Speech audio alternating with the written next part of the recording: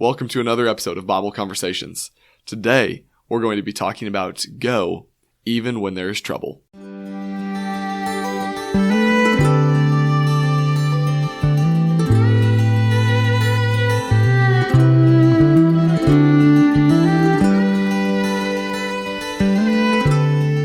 All right, well, Chris, we're moving on to the next episode in this series that we're doing about going into all the world, fulfilling the Great Commission.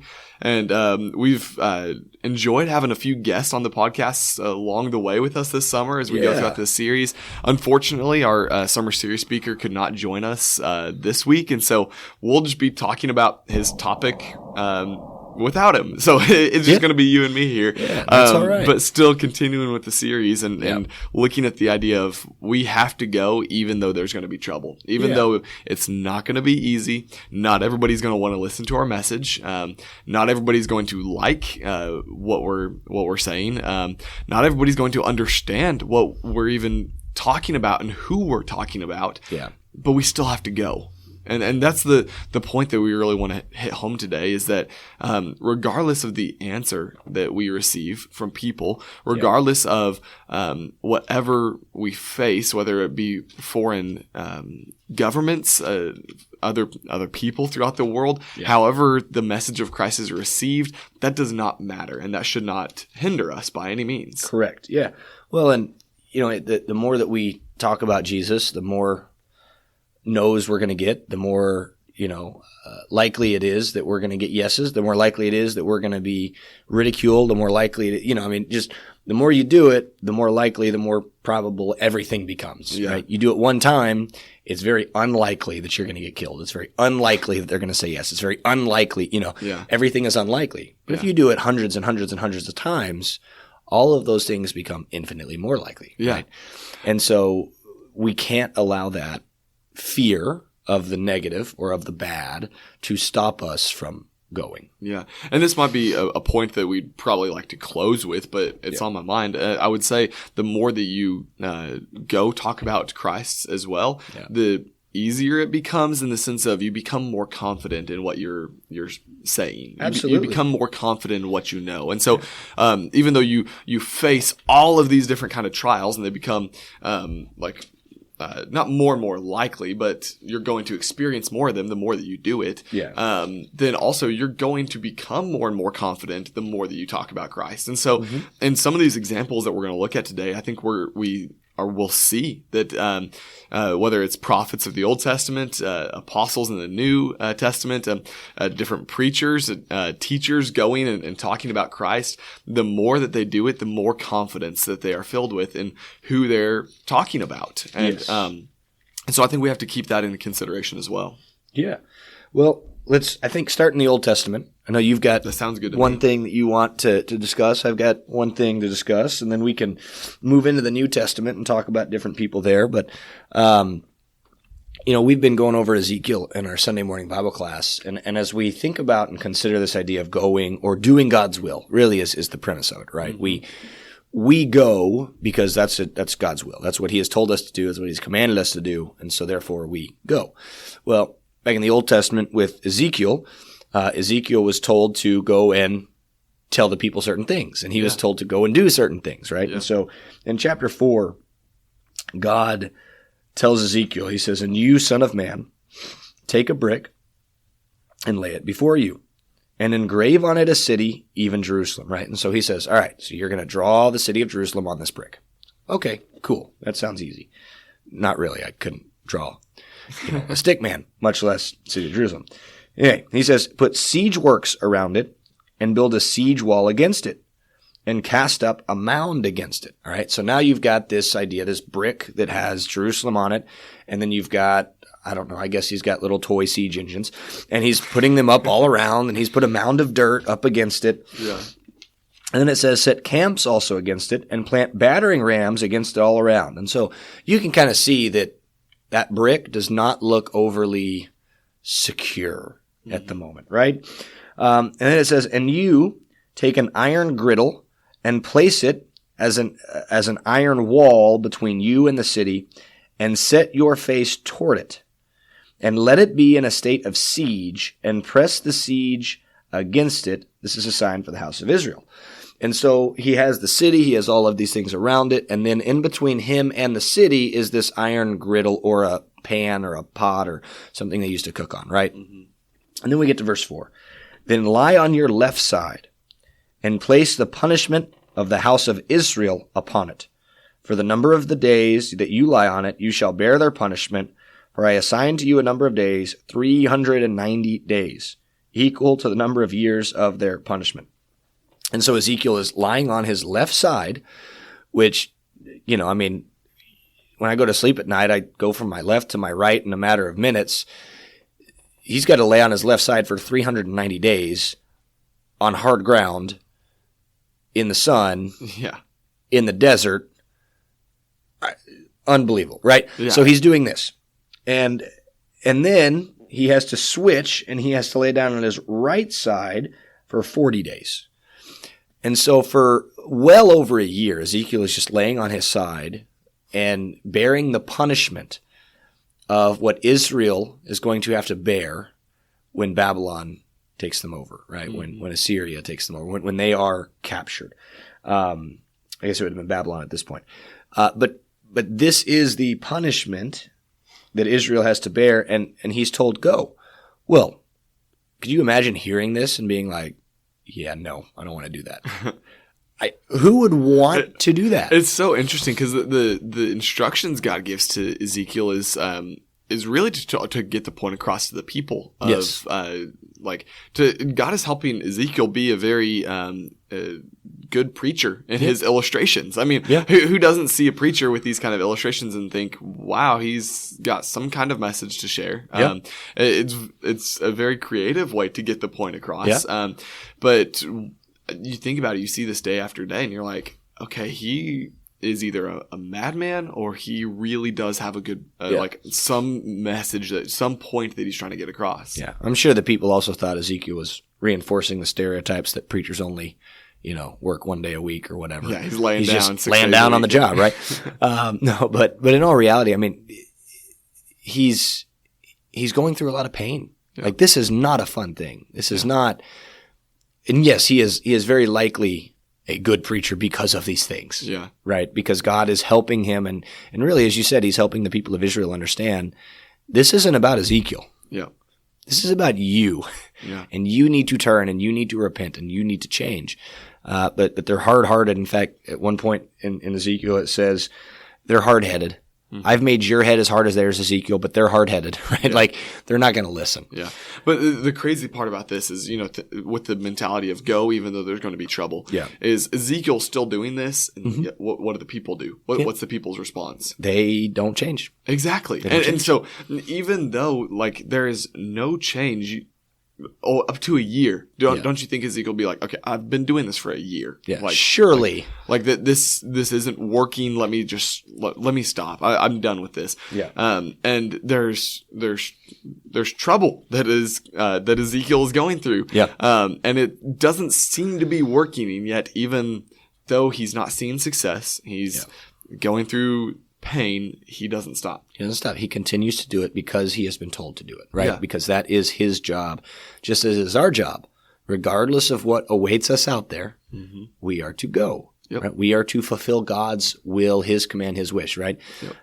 So you had one in Hosea, I know. Yeah, I wanted to look at Hosea a little bit and make the point about go even though there's going to be trouble. So Hosea, at the very beginning of the book, Hosea is a prophet in the Old Testament. And in chapter 1, God tells Hosea to actually go and marry a prostitute. And God is trying to show Hosea along the way that you're going to marry this woman, you're going to start a family with this woman, have some kids with her, but she is, at the end of the day, a prostitute, and she's going to leave you and go back to her old ways. And God is doing this to show Hosea that this is the way that my people have treated me, that they have turned their back on me. They've essentially, the phrase is used a lot of times with the nation of Israel, that they've whored around with other gods. Yep. And God tells Hosea, this is what I want you to do so you understand my pain, so you understand the things that I'm going through. But Hosea goes through and marries this woman himself. And I find it interesting just in chapter 1 as he marries her and then they begin a family. They have 3 kids, and the second and third kid, they're actually called, his second child is called No Mercy. And God said to name her in verse 6, call her No Mercy, for I will have no more mercy on the house of Israel to forgive them at all. But I will have mercy on the house of Judah. And he goes on to say that, the house of Judah is still living right. And then it says in verse 8, when she had weaned No Mercy, when Hosea's wife had weaned No Mercy, she conceived and bore a son. And the Lord said, call his name Not My People.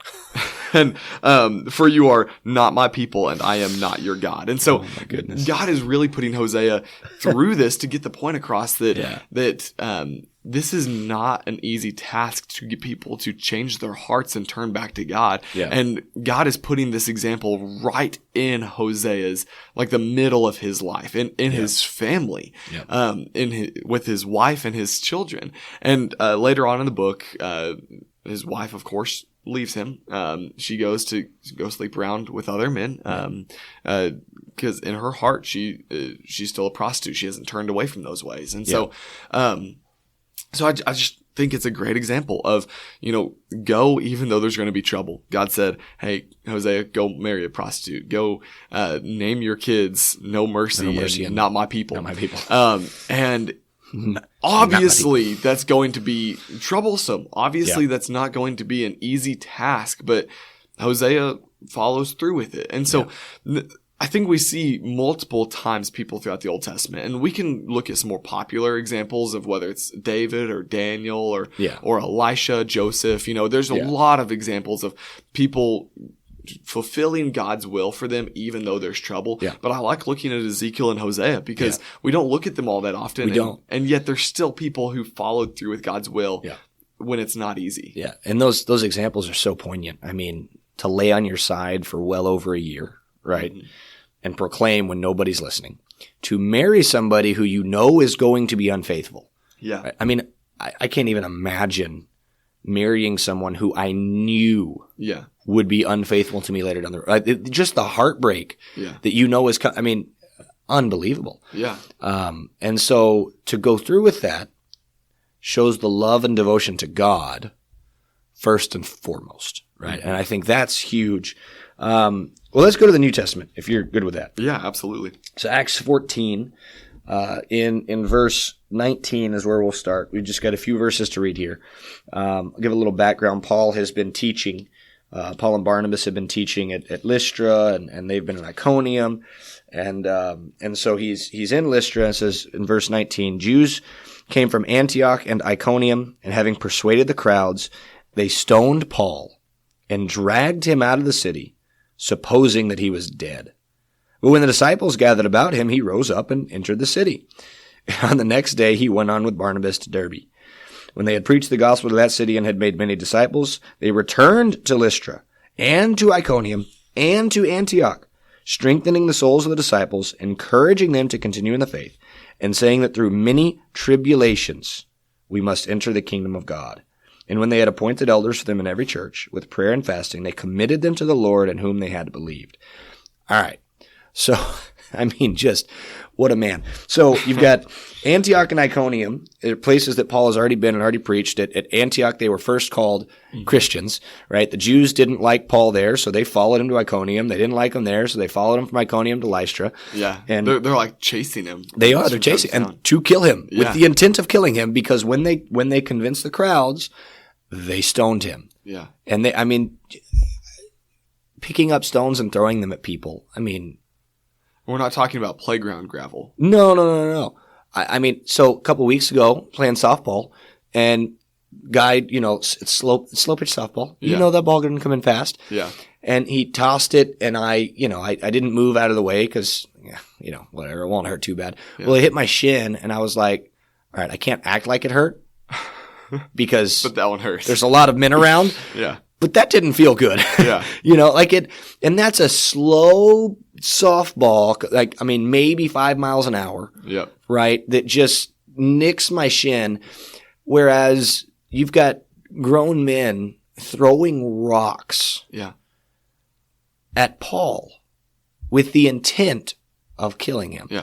And he's so beat up that they actually thought they did. Yes. They thought they had killed him. Yeah. I mean, the amount of blood, the bruises, the probably broken bones period. I mean, in places. Yeah. I mean, Paul is just beaten. Yeah. Absolutely beaten. And it says then, when the disciples gathered about him, he rose up and entered the same day. He went back into that city. Mm-hmm.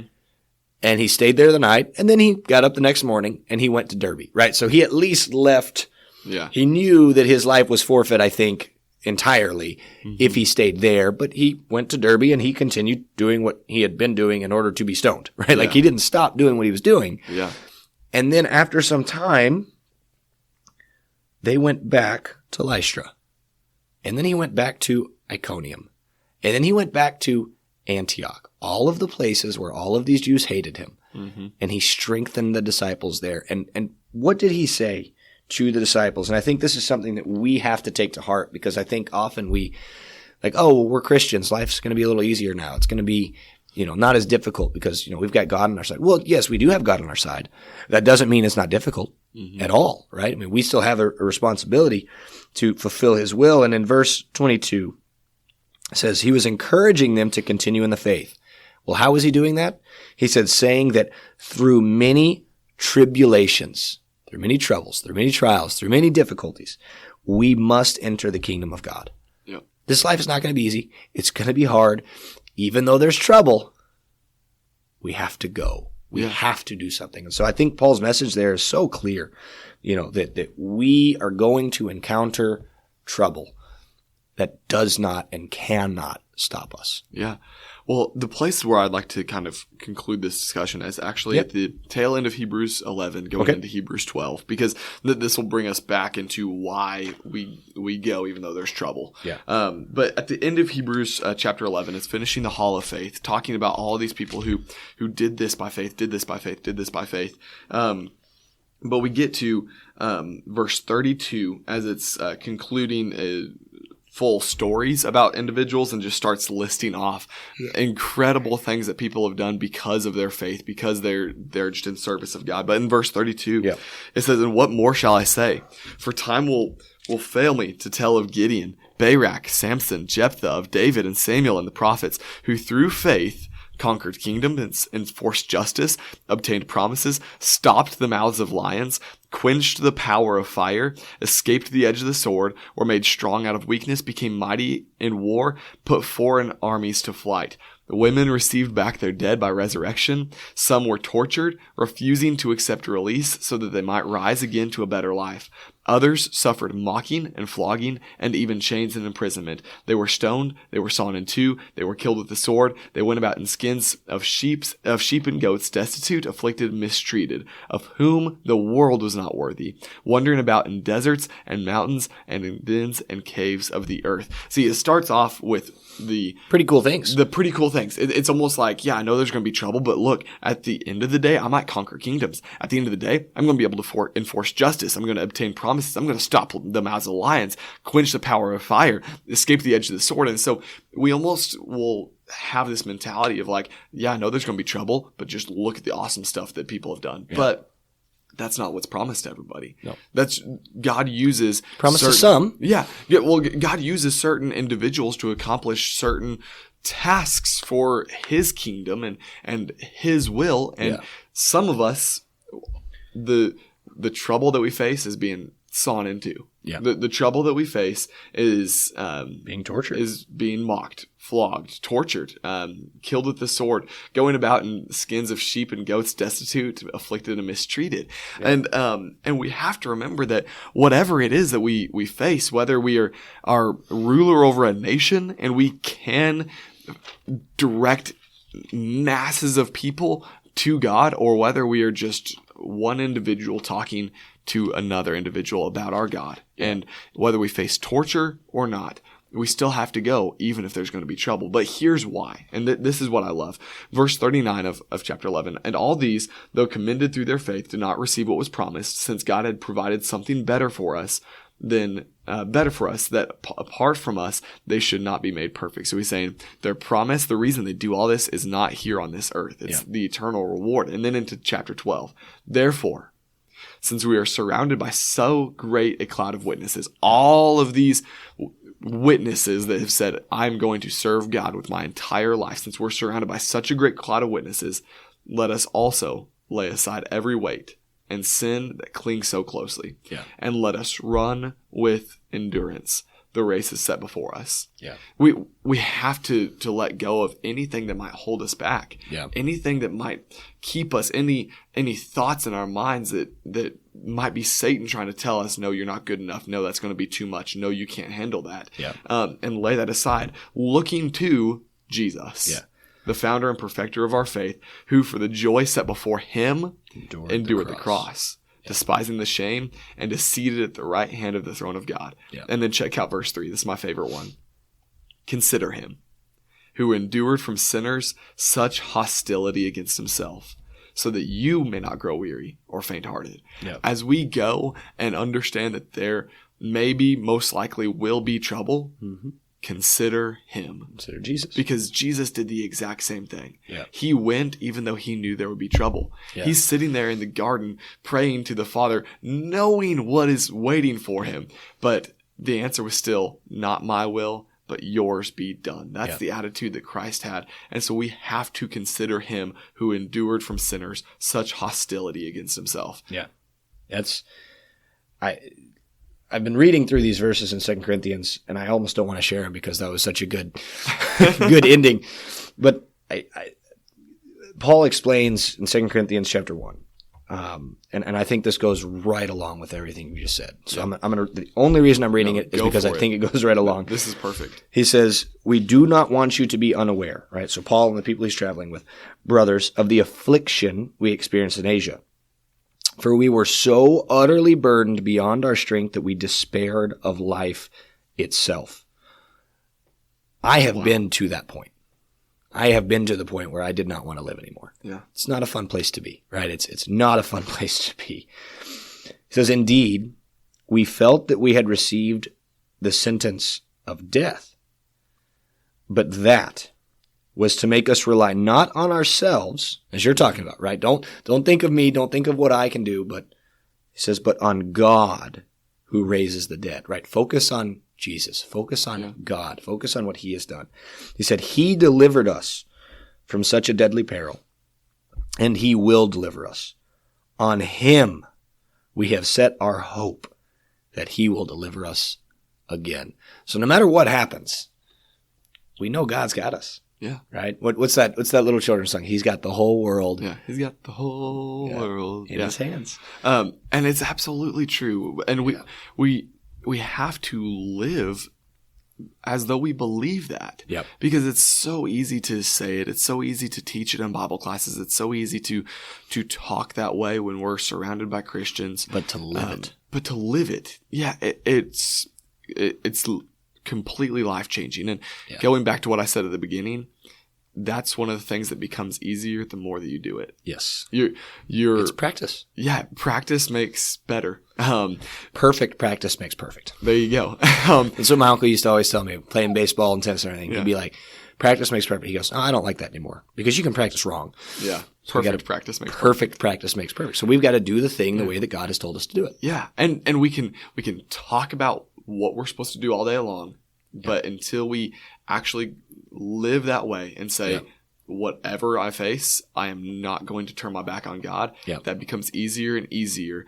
The more that you do that, the more trials that you overcome. And that's James right there. That's James. Count it all joy, my brother. Or chapter 1. Chapter 1, 2 through 4. Count it all joy, my brothers, when you encounter trials of various kinds. Yep. You know that the testing of your faith produces steadfastness, and let steadfastness have its full effect, so that you may be perfect and complete, lacking in nothing. Yep. We become stronger through our trials. Yep. And if that's not the point that you can take from go, even though there's trouble, then I don't know what you can take from that. Yeah.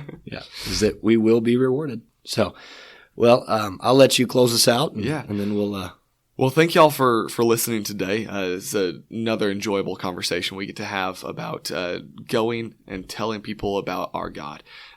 We hope that this has been an encouragement to you, that you have been able to let this episode be something that kickstarts a conversation with somebody in your life who does not know Christ.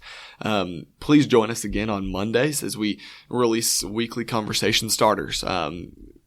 As always, check out our Facebook and like and share our posts. Share this podcast with whoever you may come in contact with, so we can, one person at a time, get the word of Christ to the world. Thank y'all so much, and we'll see y'all next time. Thank you so much for listening to another episode of Bible Conversations. We want to ask if you have any questions, suggestions, or comments, that you please email us at kcocbibleconversations@gmail.com. You can also find us on social media. We've got a Facebook page as well as an Instagram account. Our Facebook page is very simple. It's just Bible Conversations. On Instagram, it's very simple, at Bible Conversations. Look us up, like our posts, and share it with your friends. We also have an opportunity for you to help us financially through a store via Kim's Closet, and you can find that. You can just type into Google Kim's Closet. We have a link as well that we will be posting in each of our episodes, and we just hope that you will reach out and find us and purchase a hoodie or a shirt with the logo on it, and that way you can spread the word without having to say a word. So we appreciate you. Thank you all. Have a blessed week.